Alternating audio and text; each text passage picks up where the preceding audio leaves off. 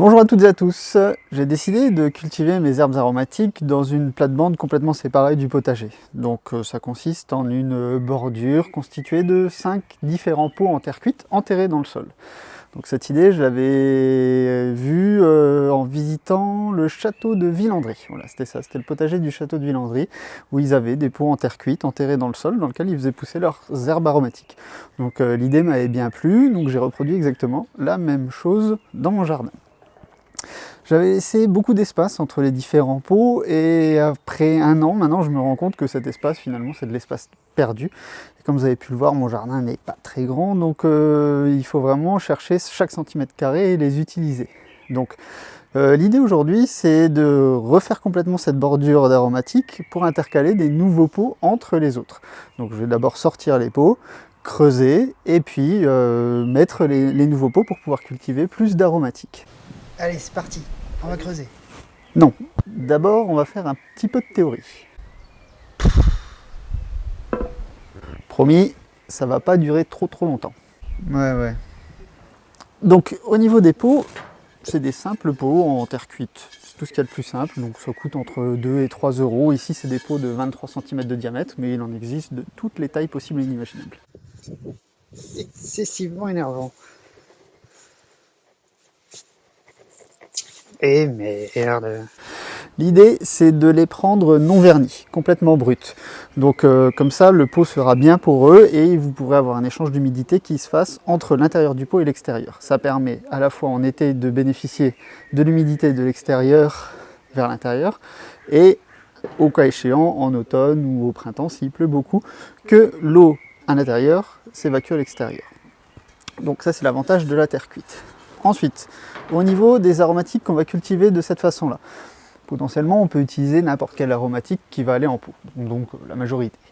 Moi je me limite quand même à des aromatiques vivaces, donc qui supportent le gel, ici on va dire à peu près moins 10, moins 15, donc il y en a quand même beaucoup. Ça permet de ne pas avoir à les ressemer, pas avoir à les replanter tous les ans. C'est possible, mais bon, je ne veux pas m'embêter avec ça. Ensuite, j'élimine tout ce qui risque de devenir trop grand, trop imposant. Donc par exemple le laurier, le romarin, qui à la base sont des arbustes ou des buissons. Donc en pot, ça risque vite d'être un peu limite. Je cultive la sauge, c'est déjà la limite, parce que la sauge c'est assez envahissant. D'un autre côté, des plantes comme la menthe, c'est tout bénéfice à les cultiver dans des pots comme ça. Ils ne vont pas se semer un petit peu partout dans votre jardin. Donc là, ils vont bien rester dans le pot. Au niveau de la terre que vous allez mettre dans vos pots, chaque plante aromatique a des besoins qui lui sont propres. Donc vous avez des plantes qui ont besoin d'un sol assez lourd, assez humide, comme la menthe. Le persil a besoin d'un sol qui soit très riche.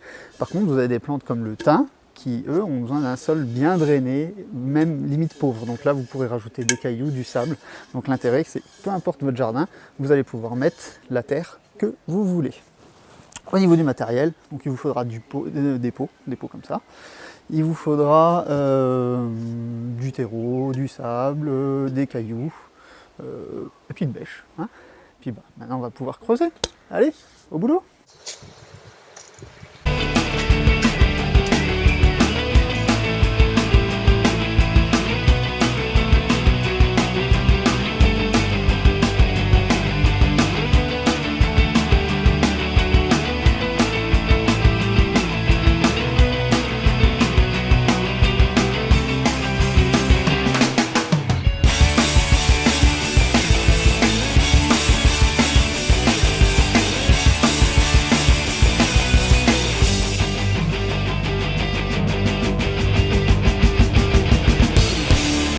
Voilà, une fois que la tranchée est terminée, vous pouvez mettre vos pots, faire un petit montage, on va dire à blanc, pour voir un peu quelle forme ça va avoir.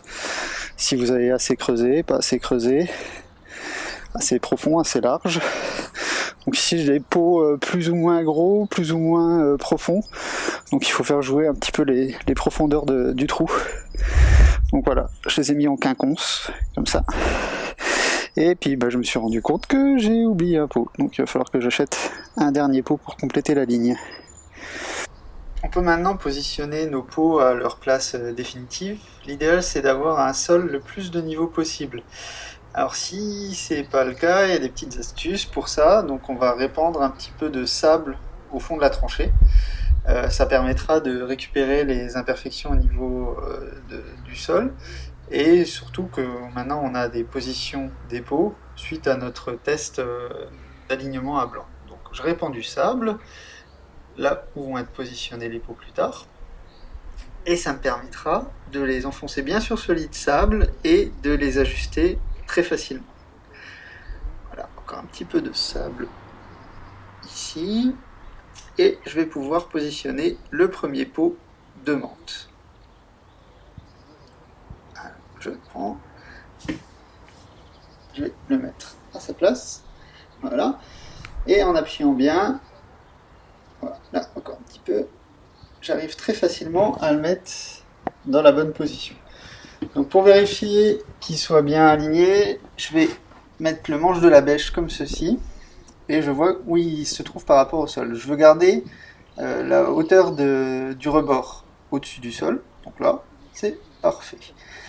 Entre temps, j'ai rempoté d'autres aromatiques dans mes nouveaux pots. Donc avec 1 litre de gravion, du terreau, je fais un petit trou et je mets ici de la coriandre. Comme ceci, dans le pot. Voilà. Je peux mettre ce nouveau pot dans l'alignement. Sur le lit de sable, c'est très facile. Je vérifie avec le manche de la bêche que le niveau est bon. Voilà, toujours le rebord au-dessus du sol. Parfait. Voilà, l'alignement, nickel. Hop, je passe au voisin. De nouveau un pot de menthe que je positionne sur le lit de sable.